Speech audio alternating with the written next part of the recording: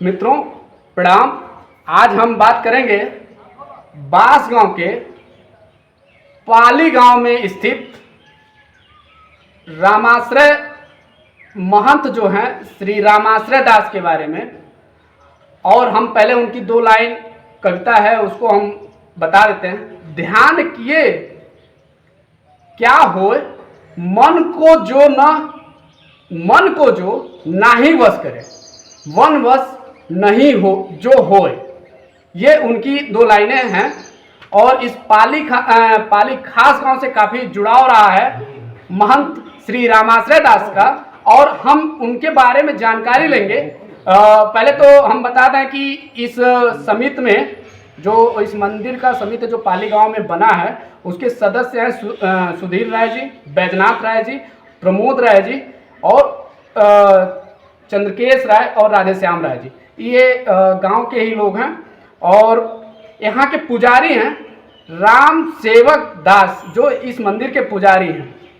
तो हम आज बात करेंगे महंत श्री रामाश्रय दास के बारे में, पूछेंगे श्री सुधीर राय जी से कि उनके बारे में क्या जानकारी है, और उनके बारे में जो जानकारी है हमारे चैनल के माध्यम से बताने का कोशिश करें। हाँ, सदगुरु रामाश्रय दास जी महाराज को हम लोग सनातनी शिष्य हैं, और यह एक परंपरागत तरीके से लगभग 400 वर्ष पूर्व इस पीठ से हम लोग जुड़े, और उसी परंपरा के तहत सदगुरु महाराज का हमारे गांव में आगमन हुआ।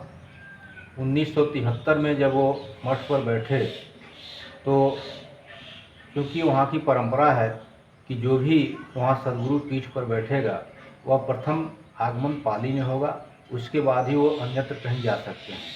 उसी परंपरा के तहत 1969 में सदगुरु श्री रामाश्रय दास जी महाराज का पीठ पर स्थापित हुए, और 1973 में उनका आगमन पाली गांव में हुआ। तो जैसे वहाँ जो महंत होते थे, जो गद्दी पे बैठता था, हाँ, जो भी महंत बने हो वो पाली जरूर आते थे। हाँ, पहले पाली आकर के ही उनको कहीं शिष्याना में जाना था।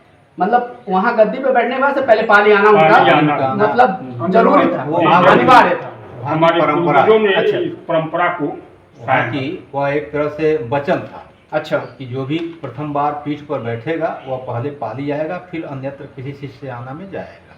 इसके पीछे कोई कारण? इसके पीछे का कारण यह था कि क्योंकि यह गांव भिका साहब के समय से जुड़ा हुआ है, और हमारा गांव जो है उस समय मेरे गांव में अकाल मृत्यु होती थी, और भिका साहब का कार्यकाल लगभग मुगल शासन के दौरान था, लगभग 4। अच्छा, यहाँ पे अकाल मृत्यु होती? जी, अकाल मृत्यु होती थी। तो जो कहरा गांव है लाट घाट के पास, वहाँ के लोग जुड़े हुए थे। उन्होंने कहा कि चलिए वहाँ से हो सकता है आशीर्वाद मिले और यहाँ की अकाल मृत्यु वाली समस्या खत्म हो जाए।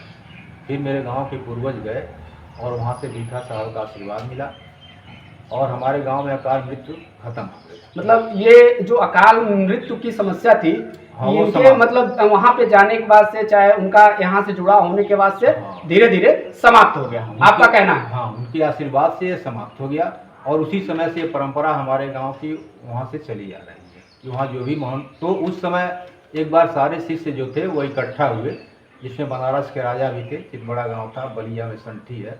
सारे शिष्य इकट्ठा हुए तो उसमें सब लोग एक एक चीज़ मांगे, एक एक गांव से। तो बनारस के राजा ने कहा कि 10वीं के दिन दशहरे की प्रथम प्रसाद उनकी चढ़ेगी। ये चितबड़ा गांव के लोगों ने कहा कि प्रथम 4 समाधियों पर चद्दर मेरी चढ़ेगी। तो पाली के लिए कुछ बचा ही नहीं। तो सदगुरु भिका साहब ने कहा भाई हमारे पाली के शिष्यों के लिए तो कुछ बचा ही नहीं, तो भाई आप लोग क्या मांगेंगे? तो हमारे पूर्वजों ने कहा सर हमारे पास महाराज जी हमारे लिए जब कुछ नहीं बचा है, मुझे एक वरदान दीजिए, वचन दीजिए कि जो भी महंत बैठेगा इस पीठ पर पहली बार, तो जब तक वह पाली नहीं आएगा कहीं भी नहीं जाएगा, किसी अन्य शिष्य के ये में नहीं जाएगा। अच्छा, तो महाराज जी ने कहा कि अरे आपने तो जंजीर ही बांध दिया मेरे पैर में, चलिए ठीक है ऐसा ही होगा। और तभी से ये परंपरा चली आ रही है। और सदगुरु रामाश्रय दास जी महाराज जब 1969 में पीठासीन हुए, तो 1973 में उनका, क्योंकि वो बंधे हुए थे, तो बार बार यहाँ संदेश आता था कि भाई हम बंधे हुए हैं, आप लोग हमको मुक्त कीजिए, इसलिए हम कहीं जा नहीं पा रहे हैं। तो हमारे गांव के लोगों ने लोग गए और उन्होंने उनसे आग्रह किया कि आप हमारे गांव चलें। फिर यहाँ वो आए 1973 में, वो कुछ समय तक रहे तो हमारे यहाँ की परंपरा है कि जो प्रथम बार आते हैं तो उनको सवारी विदाई दी जाती है। तो उस समय के चलन के हिसाब से जो पिनिस, जो साधारण भाषा में डोली कहते हैं, तो बारादरी पिनिस उनको दी गई थी विदाई में। डोली मतलब डोली से आए थे, यहाँ से दिया यहाँ से दिया जाता मतलब है। उनको दिया गया था डोली। जो प्रथम बार आएगा, अच्छा, प्रथम बार महंत जो पीठ पर बैठेगा और जो प्रथम आगमन जब होगा तो उस समय सवारी देना है उनको।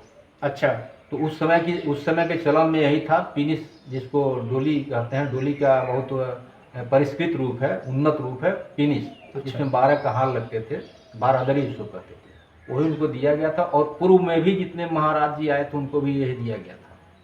और अभी जो आपके बाद जो महंत जी आए उनको घोड़ा दिया गया था अभी जल्द वर्तमान में घोड़ा दिया गया था। अच्छा, उनके द्वारा मतलब यहाँ पे काम भी किया कराए गए हैं, उनके बारे में थोड़ा सा कब कब आए और कब कब उनके द्वारा क्या क्या कार्य किए गए उसके बारे में थोड़ा सा बताने का। 1973 के बाद हमारा गांव अराजकता के दौर से गुजर रहा था, क्योंकि भीखा साहब के समय जब ये उन्होंने आशीर्वाद दिया था तो उनकी एक शर्त भी थी कि 12 साल का बच्चा यहाँ गुरु दीक्षा लेगा और यहाँ पूरा गांव चाहे किसी भी सनातनी वर्ग का हो, पूरा गांव शिष्य है, इसमें किसी जात पात का कोई भेदभाव नहीं है, अमीर गरीब छोटे बड़े सभी लोग शिष्य हैं। तो ये यहाँ शर्त थी कि भाई 12 साल का बच्चा यहाँ दीक्षित हो जाएगा। तो वो परंपरा चल रही थी, लेकिन आगे आकर के उसका उल्लंघन हुआ, लोगों ने दारू शराब मलबा कई हत्याएँ हुई, गाँव अराजकता के दौर से गुजरा। उसके बाद 81 में महाराज जी से हमने निर्णय किया गया, तो महाराज जी आए और उन्होंने गांव के लोगों से, जो भी दिग्गज यक्कड़ थे, उनसे कहा कि भाई आप लोग हमको दान में कुछ मत दीजिए, केवल अपना बोतल बनाइए। तो उसका प्रतिफल ये हुआ कि उस बार के आगमन में लगभग 25% यक्कड़ों ने दीक्षा ले ली और बोतल त्याग दिया, लेकिन फिर भी वही 75% थे। उसके बाद महाराज जी 90 में आए, मैंने 90 में ही बोतल दान मांगा, 95 में आए उसमें बोतल दान मांगा। तो लगभग 95-96 तक हमारे यहाँ पियक्कड़ों की संख्या अब चोरी छिपे वाली रह गई। जो दिग्गज धाकड़ पियक्कड़ थे उनका अंत हो गया और वो सारे लोगों ने दीक्षा ले लिया, गांव में सुख शांति समृद्ध हुई। और 1999 में महाराज जी आए तो इस जहाँ हम खड़े हैं इस पंचदेव मंदिर की उन्होंने स्थापना की और 5 ईंट उन्होंने रखा और कहा कि यह एक आप लोग चिंता मत कीजिए, इसका कार्य अनवरत होता रहेगा और यहाँ विकास के कार्य हमेशा होते रहेंगे। ये मंदिर जो बना है, ये जो जिस जमीन बना है, ये मंदिर के नाम से है? हाँ, ये मंदिर के नाम से है। और महाराज जी ने 5 ईंट रखी और कुछ हम लोगों को रुपया दिया और कहा कि इस रुपये से आप लोग मंदिर का निर्माण शुरू कीजिए, पैसे की कमी आप लोगों को नहीं होगी, तो पैसे की जब ज़रूरत होगी तब आप लोगों को पैसा मिल जाएगा, आता रहेगा। तो वास्तव में ये था कि ईश्वर की कृपा थी कि जब हफ्ते का दिन आता था हम लोग पास अकस्मात पैसा कहीं न कहीं से आ ही जाता और इस तरह से उनके आशीर्वाद से मंदिर पूर्ण हुआ। उसके बाद 2001 में उन्होंने इस मंदिर की स्थापना करवाई और हमारा गांव सुख समृद्धि के साथ हो रहा है। 2005 में पुनः हुआ है और उन्होंने एक प्रेरणा दी कि इस गांव में इस लोकल क्षेत्र में कोई महाविद्यालय नहीं है, तो गांव के लोगों से उन्होंने कहा कि आप लोग मिलजुल करके एक जो है महाविद्यालय का निर्माण कीजिए। तो उन्हीं के आशीर्वाद से 2012 में एक महाविद्यालय का यहाँ निर्माण हुआ। उन्हीं के नाम पे भी है? उन्हीं के नाम पर सदगुरु रामाश्रय दास महाविद्यालय पाली। हाँ, और 2008 में, हाँ 2001 में जब मंदिर की स्थापना हो रही थी उस समय उन्होंने कहा कि आप लोग मेरी समाधि पाली में बनवा दीजिए। तो मैंने प्रश्न किया कि महाराज जी सारे संतों की समाधियाँ तो घुड़कुड़ा में है, तो आपकी समाधि यहाँ कैसे रहेगी और हम लोग कैसे क्या करेंगे उसमें। तो उन्होंने कहा कि भाई यह शरीर आप ही लोगों के पास रहेगी। 2001 में उन्होंने कहा था कि यह शरीर आप ही लोगों के पास में रहेगी और आप लोग चाहे घुड़कुड़ा में स्थापित कीजिएगा या पाली में स्थापित कीजिएगा, आप लोगों के बस की बात है। उस समय हम लोगों को यकीन नहीं हुआ। बहरहाल उनके कहने पर समाधि का निर्माण हुआ और हम लोग भी नहीं जानते थे कि महाराज जी यहाँ के समाधिलीन होंगे यहीं पर। और 2008 में उनकी तबीयत खराब हुई, लीवर कैंसर से वो पीड़ित हुए। हम लोग यहाँ से लखनऊ तक उनको दिखाए, लेकिन वो बार बार कहते थे आप लोग परेशान मत होइए, हमें जो है जो हुआ है उसका कोई इलाज नहीं है। और 6 महीने पहले भी हम लोग कहते कि हमारे पेट में एक हमारे पेट में एक बच्चा आया है, बच्चा नहीं किनारे रहने दीजिए उसको। हाँ, एक शत्रु आया है और वो कह रहा है कि हम न खेलब न खेले देव खेलिए और हम बिगाड़। खेलिए बिगाड़ब। तो हम लोग उसमें संत की भाषा समझ नहीं पाए, लेकिन उनका इशारा इसी तरफ था कि मुझे रोग हो गया है, जिसको हम लोग समझ नहीं पाए। जब 2008 में वहाँ लखनऊ कैंसर इंस्टीट्यूट में डिक्लेयर हो गया, तो उन्होंने कहा कि कोई दवा मिली? हम लोग कहे कोई दवा तो नहीं मिली। तो कहे कि मैं कह रहा हूँ कोई दवा नहीं है, आप लोग चलिए।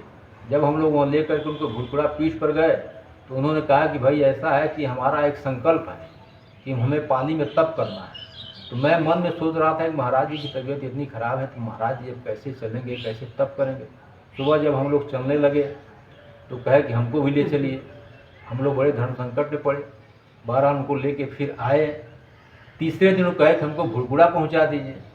तो हम लोग कहे महाराज जी की ये दशा है, बार बार आना जाना, मन में ही हम लोग सोच रहे हैं, कुछ कह नहीं पा रहे हैं। तो फिर हम लोग लेके भुड़कुड़ा गए। फिर जब हम लोग चलने लगे तो महाराज जी कहे कि हमको भी ले चलिए।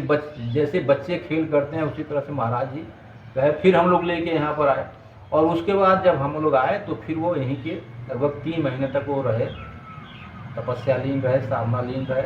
और 3 महीने के बाद 14 मई 2008 को उनका उनका शरीर शांत हुआ, ब्रह्म मुहूर्त की बेला में, सुबह में। सुबह में 4 बजे भोर में। मैं संयोग से मैं था, जगह था, और मेरे सामने ही वह परमासन लगा के बैठे हुए थे और हे राम कहते हुए बैठे बैठे बैठे शरीर को त्याग दिया। त्याग। और यहीं पे शरीर त्यागा और यहीं पे उनकी समाधि स्थल थी जो पहले बनाई गई थी उनके कहने के अनुसार। और आज उसी समाधि स्थल पे हम अपने कैमरामैन से कहेंगे कि थोड़ा सा समाधि स्थल को दिखाने का। ये समाधि स्थल है उनका कि जो पहले से बनाया गया था, और बनाने के बाद यहाँ उन्होंने अपने समाधि स्थल तो उनको दी गई भुड़कुड़ा में, लेकिन उसका कुछ अंश का रखा गया इस समाधि स्थल पे। तो ये काफ़ी मतलब पहले के समय के सनातन धर्म का कहिए कि धार्मिक चीज़ों का महत्व बहुत ज़्यादा रहा है, और हमारे जीवन में इसका भी वर्तमान जीवन में भी इसका महत्व ज़्यादा है। लेकिन अभी कुछ समय से इसको मतलब धर्म के रूप में न देखते हैं लोग, कुछ लोग भटक रहे हैं इससे। तो इसका जीता जागता उदाहरण पाली खास गांव है, जो कभी अराजकता के दौर से गुजरा, कभी झगड़े और मारपीट के कारण फेमस हुआ, हत्याएं हुई, लेकिन उसमें आज के दौर में सब समाप्त हो गया है। और मैं अपने चैनल के माध्यम से इन सभी मेहमानों का मैं धन्यवाद देता हूं कि आप लोगों ने समय दिया हमारे चैनल को उमा जी कहिन में, और आप सभी का बहुत बहुत धन्यवाद। मेरे चैनल को सब्सक्राइब कीजिए, फॉलो कीजिए। धन्यवाद।